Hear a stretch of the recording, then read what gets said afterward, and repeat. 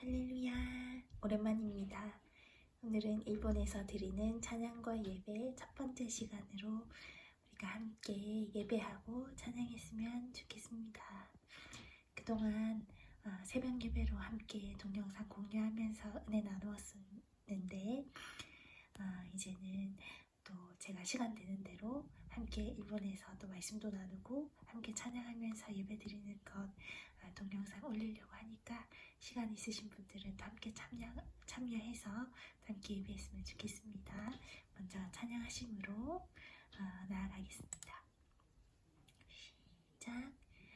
약할 때 강함 되시네, 나의 보배가 되신 주 나의 모든 것. 주 안에 있는 보물을 나는 포기할 수 없네, 주 나의 모든 것. 예수 어린 양 존귀한 이름,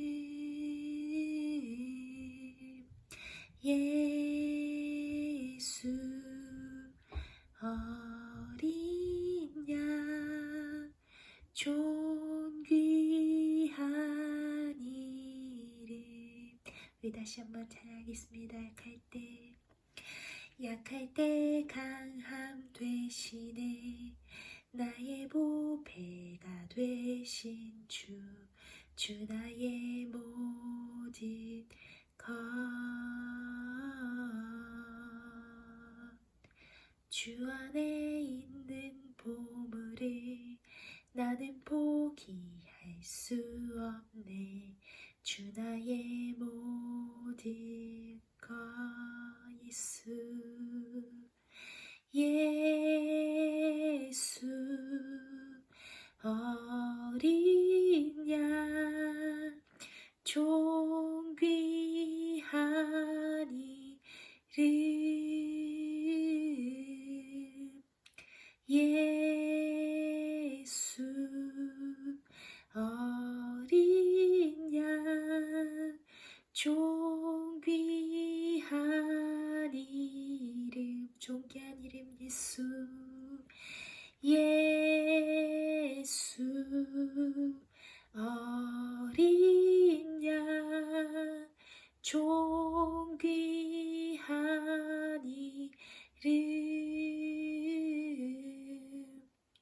예수 어린 양 존귀한 이름. 내가 약할 때 강함 주고, 가난할 때 우리를 부요케 하신 나의 주 감사. 내가 약할 때 강함 주고, 가난할 때 우리를 부요케 하신 나의 주 감사.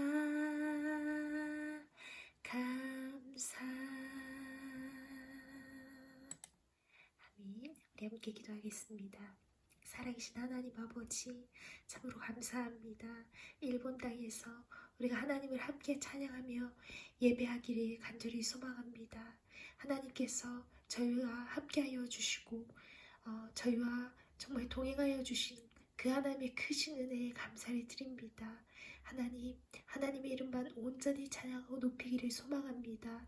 하나님, 우리 각자 서 있는 자리에서 마음을 아파해서 비록 영상이지만 우리가 예배하기 시작했을 때 하나님의 임재가 우리 모든 사람들에게 임하게 주여 도와주시고 은혜를 베풀어 주시고 함께하여 주시옵소서. 우리 마음을 아파요 주님께 나아가는 이 시간 하나님께서 축복하여 주시고 기름 부어 주실 줄로 믿습니다. 그렇게 하시 주님 앞에 감사와 찬양 올려드리며 모든 말씀 살아계신 주 예수 그리스도 이름으로 기도합니다. 아멘. 제가 그 핸드폰으로 지금 촬영하고 있기 때문에 또 화면이 많이 흔들리고 좀 소리가 안 좋을 수 있지만 양해 부탁드립니다. 오늘 말씀의 제목은 약하기 때문에 택하셨습니다 라는 제목으로 우리 사무엘상 9장 21절 말씀 우리 함께 나누도록 하겠습니다. 다 같이 읽겠습니다. 사울이 대답하여 가로되 나는 이스라엘 지파의 가장 작은 지파 베냐민 사람이 아니오며 나의 가족은 베냐민 지파 모든 가족 중에 가장 미약하지 아니하니이까 당신이 어찌하여 내게 이같이 말씀하시나이까.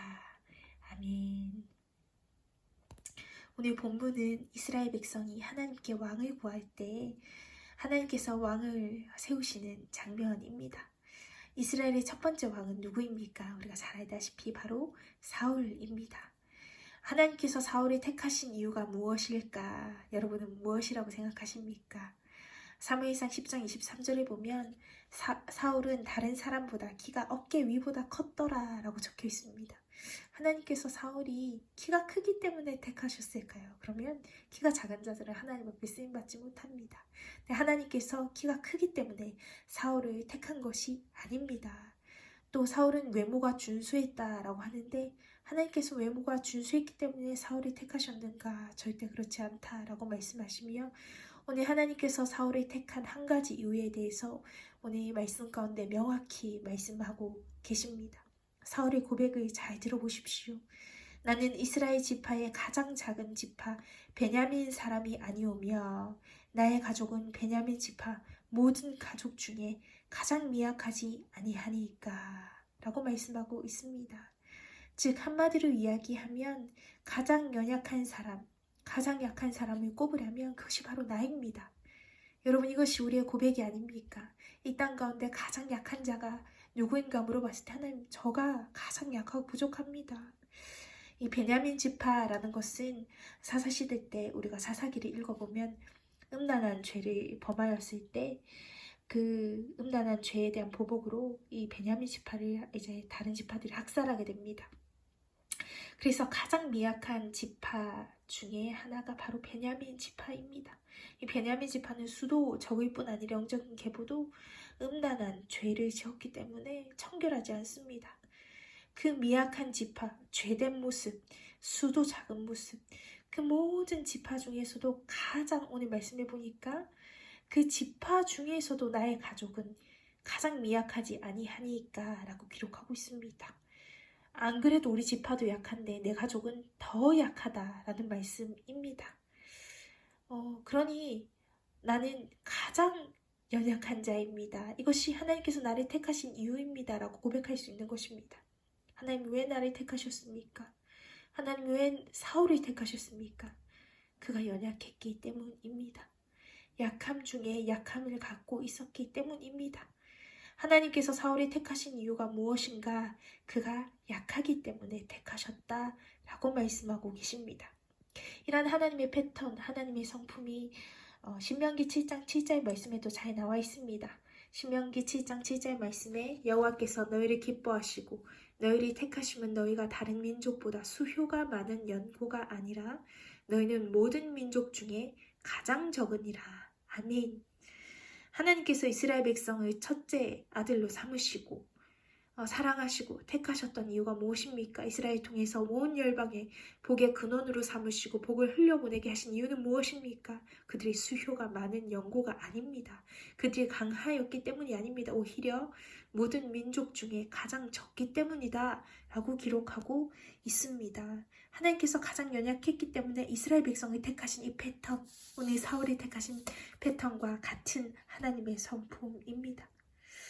오늘 하나님께서 우리 가운데 부르실 때 내가 너를 부르심의 자리 혹은 사명의 자리, 하나님께서 우리를 부르셨습니다. 근데 우리가 고백하는 것은 하나님, 나는 부르심을 감당할 만한 사람이 아닙니다.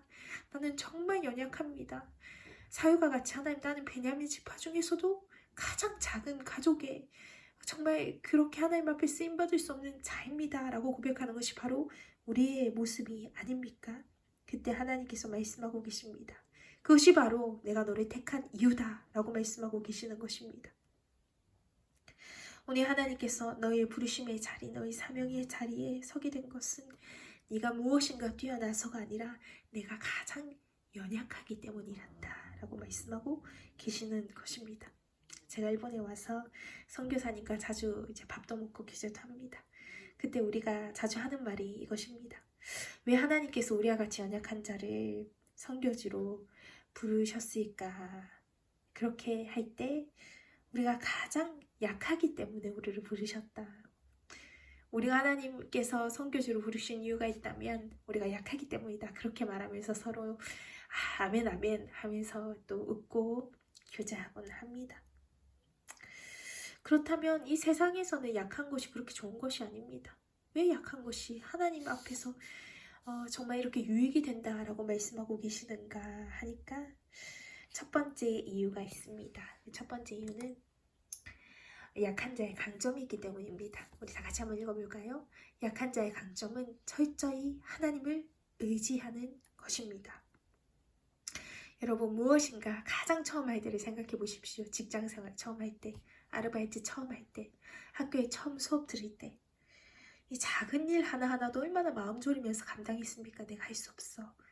그러니까 작은 것 하나하나에도 기도하며 마음 졸이며 한 걸음 한 걸음 나아갈 때마다 기도하며 그렇게 의지하지 않으셨습니까? 그러나 그것이 점점 익숙해지고 그렇게 되면 내 어깨에 힘이 들어가고 마치 내가 할 수 있는 것처럼 느껴져서 내가 하는 것 같이 느껴져서 내 어깨에 힘이 들어가고 교만한 마음에 하나님을 의지하지 않고 나를 의지하게 되어지는 것입니다. 사울은 가장 자기가 약하다는 것을 알았기 때문에 철저히 하나님을 의지했습니다. 성경에 보니까 사울이 하나님의 영에 감동되었다라고 기록하고 있습니다. 하나님의 영에 감동되어서 대적을 물리치게 되고 전쟁에 승리하게 되는 일들이 일어나게 됩니다. 왜? 하나님을 의지했기 때문입니다. 사울이 이렇게 겸손함을 가졌기 때문에 오직 주님을 의지하여 여호와 앞에서 승리하게 되어진 것입니다. 성령님의 능력으로 전쟁에서 이기게 됩니다. 그런데 사울이 시간이 지나가면 지나갈수록 자꾸 자기 힘이 들어가는 자로 변하게 됩니다. 자기를 의지하게 되는 것. 이것이 강하게 보일지 모르겠지만 결코 강하지 못합니다. 하나님께서는 하나님만을 철저히 의지하는 자를 찾으십니다. 그러한 자는 자신의 약함을 깨닫고 자신의 약함을 인정하고 하나님 없이는 단 한 걸음도 나아갈 수 없는 주님은 포도나무고 나는 가지니 가지가 포도나무를 떠나서는 아무것도 할 수 없습니다 라고 고백할 수밖에 없는 그런 자들을 하나님께서 들어 사용하시는 것입니다. 다윗이 어떠한 삶을 살았습니까? 하나님께서 사울을 첫 번째 왕에서 패하시고 두 번째 왕 다윗을 세우셨습니다. 다윗은 전쟁을 아주 잘한 사람이었습니다. 농장이었습니다. 그럼에도 불구하고 철저히 하나님을 의지합니다. 자신이 하나님 없이는 승리할 수 없다는 것을 알았습니다. 자신이 가장 연약한 자라는 것을 알았습니다. 그래서 전쟁에 나갈 때도 주님, 이 전쟁에 올라갈까요? 올라가지 말까요? 하나님, 이 길로 갈까요? 저 길로 갈까요? 이 전략을 쓸까요? 저 전략을 쓸까요? 하나님 원하시는 전략은 무엇입니까? 라고 순간순간 하나님 앞에 물으며 나아갔습니다. 우리가 약할 때 강함이 되는 이유는 우리가 하나님을 의뢰하기 때문입니다. 계속 겸손한 자는 하나님 앞에 묻고 의지하고 기도하고 나아가기 때문에 이 자는 가장 강한 자가 되어지는 것입니다. 다윗은 사울보다 강해졌습니다. 사실 가장 강한 자라는 것은 경험이 많은 자도 아닙니다. 학위가 있는 자도 아닙니다. 힘이 센 자도 아닙니다. 가장 강하신 하나님만을 철저히 의지하고 순복하는 자, 그 자는 하나님의 지혜가 자기의 지혜가 되어지고 하나님의 힘이 자기의 힘이 되어지기 때문에 가장 강한 자가 되는 것입니다. 하나님을 의지하는 자는 가장 약하지만 가장 강하게 되어집니다.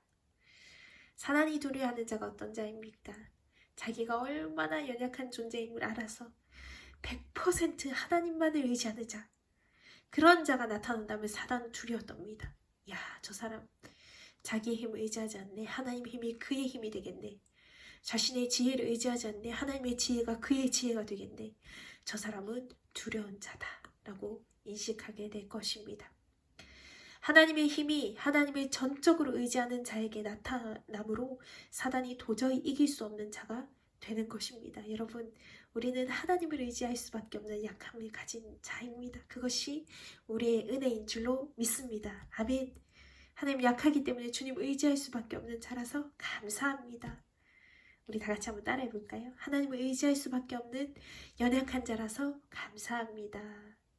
하나님을 의지할 수밖에 없는 연약한 삶을 깨닫게 해주신 하나님을 찬양합니다. 내게 주님 계심으로 나는 모든 것이 있는 자임을 고백합니다. 여러분, 나의 약함이 강함이 되는 것은 하나님을 의지하기 때문입니다. 오늘 하나님께서 사울의 택하심은 그가 약하기 때문에 하나님을 의뢰하는 자가 되었기 때문입니다. 오늘 우리는 뭐 가진 거 별로 없죠. 잘하는 것도 별로 없습니다. 지혜도 없고 또 체력도 없을 때도 많고 능력도 없습니다. 그러나 내가 약하다는 것을 압니다. 내가 얼마나 약한 자임을 압니다. 그래서 하나님을 의지할 수밖에 없는 자임을 아는 것이 하나님이 지금 나를 여기에 부르신 단 한 가지의 이유입니다. 라고 고백하여 하나님만을 의지하여 가장 강한 자가 되어지는 우리 모두가 되어지시기를 주 예수 그리스도의 이름으로 축복합니다. 두 번째, 약한 자는 자기가 한 것이 아님을 알아 하나님께 온전히 영광을 돌립니다. 우리 다 같이 한번 읽어볼까요? 약한 자는 자기가 한 것이 아님을 알아 하나님께 온전히 영광을 돌립니다. 아멘. 강한 자들의 특징이 있다면 이 일은 내 업적이야. 내가 한 것이야. 내 일이야. 내 열매야. 내가 열심히 했기 때문이야. 라고 고백하는 것입니다. 그러나 연약한 자라면 하나님 앞에 고백합니다. 내 힘이 얼마나 부족한지 내가 아는데 이거 내가 한 거 아닙니다. 내 지혜가 얼마나 부족한 거 아는데 이거 내가 한 거 아닙니다. 하나님이 하셨습니다. 그리고 하나님 앞에 온전한 영광을 돌려드리는 이유, 그것이 자신이 얼마나 약한 자임을 알기 때문입니다. 우리 사람이 마땅히 해야 될 일이 있습니다. 이사야서 43장 21절 말씀에 이 백성은 내가 나를 위하여 지었나니 나의 찬송을 부르게 하려 함이니라. 아멘. 우리가 하나님 앞에 인생을 사는 이유와 목적이 있다면 무엇입니까? 주께 영광 돌리기 위해서 있습니다. 하나님을 찬양하기 위해서 있습니다. 근데 강한 자가 되면 자꾸 자기에게 영광을 돌리려고 합니다. 연약한 자들은 자신의 약함을 알기 때문에 이거 내가 나를 아는데 내가 한 거 아니야. 이거 하나님이 하셨어. 하나님의 솜씨야. 그분의 능력이야. 그분의 손이야.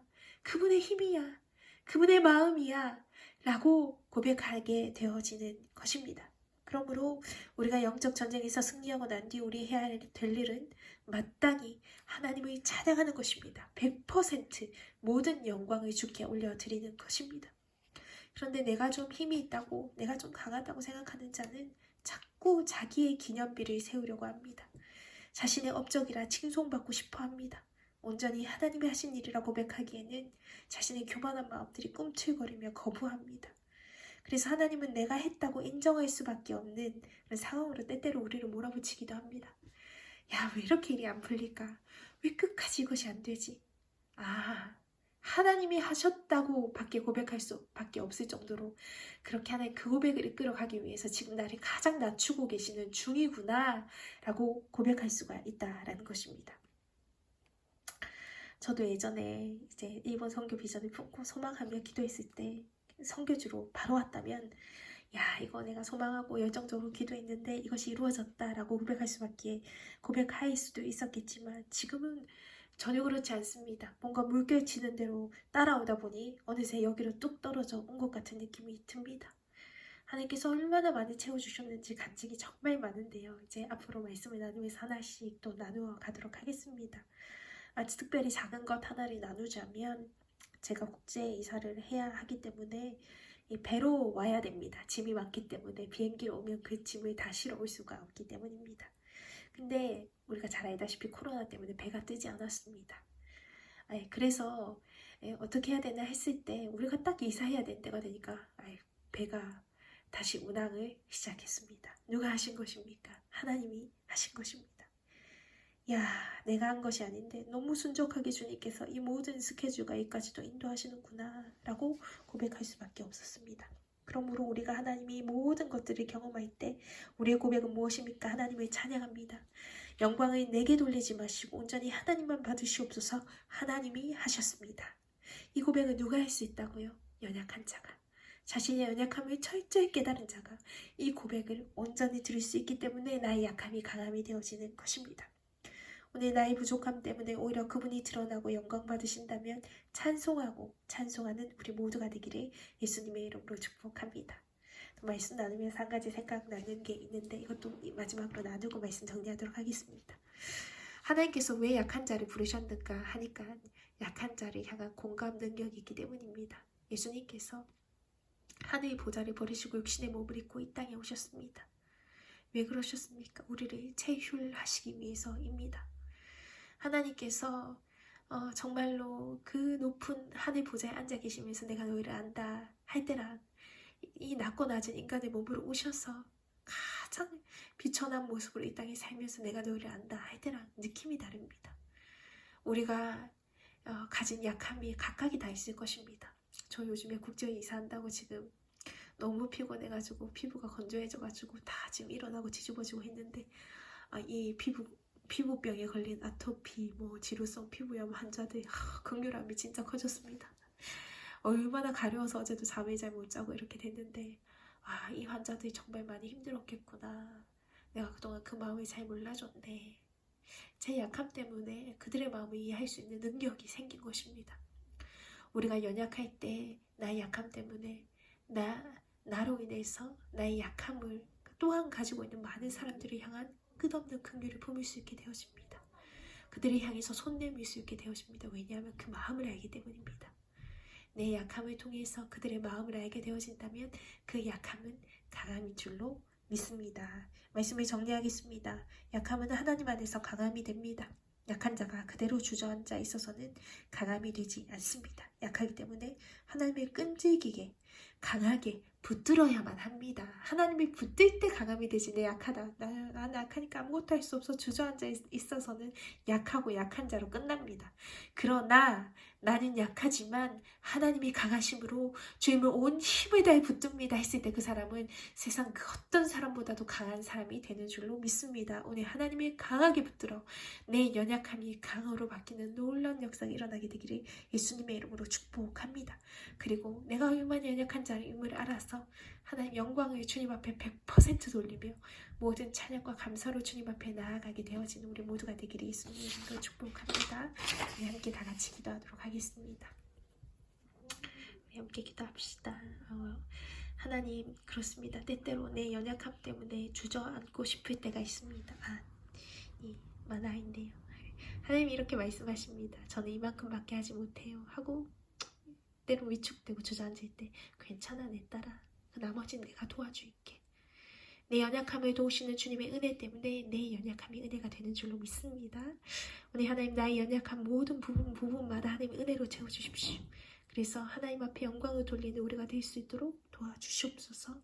하나님, 그리고 모든 영광을 주께 올려드리는 저희들이 될 수 있도록 도와주십시오. 나와 같은 연약한 자들을 품는 은혜가 우리 삶 가운데 풍성하게 넘칠 수 있게 도와주옵소서.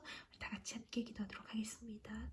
하나님 아버지, 참으로 감사합니다. 부족하지만 이분에서 또 말씀을 짧게 나누었습니다. 또 하나님 앞에 찬양을 올려드렸습니다. 하나님 아버지, 하나님께서는 왜 부르심과 사명의 자리에 약한 자를 부르셨는가? 그것은 바로 그들의 약함이 강함이 되어지기 때문입니다. 내가 약하기 때문에 전심으로 주님 의지하지 않고는 한 걸음도 나아갈 수 없습니다. 주를 떠나서는 나는 아무것도 할 수 없는 자입니다. 철저히 모든 것을 주님을 의뢰하고 의지하는 그런 자가 되기 때문에 약한 자를 들어쓰신 줄로 믿습니다. 또한 내가 약하기 때문에 내가 한 것이 아니라 주님 하셨습니다 라고 고백하며 하나님 앞에 영광을 돌릴 수 있기 때문에 약한 자를 부르신 줄로 믿습니다. 또 내가 얼마나 약하고 불안하고 흔들리고 우울하고 분노하고 이런 자이기 때문에 그와 같은 자들을 마음을 알아 품고 기도하며 섬길 수 있는 능력이 나에게 부어짐을 또한 믿습니다. 오늘 하나님 이 약함을 통해서 주님이 드러나시기를 소망합니다. 주님이 얼마나 강하신지, 주님이 얼마나 전능하신지, 주의 사랑이 얼마나 충만한지 나의 약함을 통해서 드러나는 우리의 삶과 이 하루가 될 수 있도록 좀 역사해 주시고 은혜 베풀어 주시옵소서. 그렇게 하실 주님 앞에 감사 찬양 올려드리며 모든 말씀 살아계신 주 예수 그리스도 이름으로 기도합니다. 아멘.